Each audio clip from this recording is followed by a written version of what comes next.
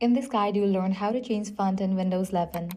Let's get started. First, launch Settings, navigate to the section Personalization, then head over to the section Fonts.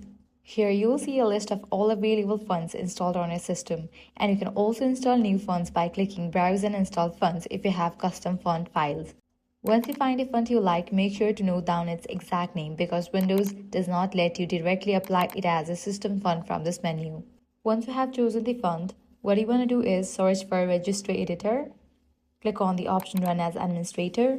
When the Registry Editor opens, go to HKey Local Machine, then Software.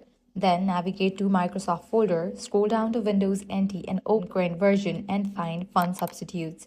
Inside this folder, right-click on an empty space, choose New, then String Value and give it any name you want. Double-click the new string value and enter the exact name of the font you selected earlier, making sure the spelling matches perfectly.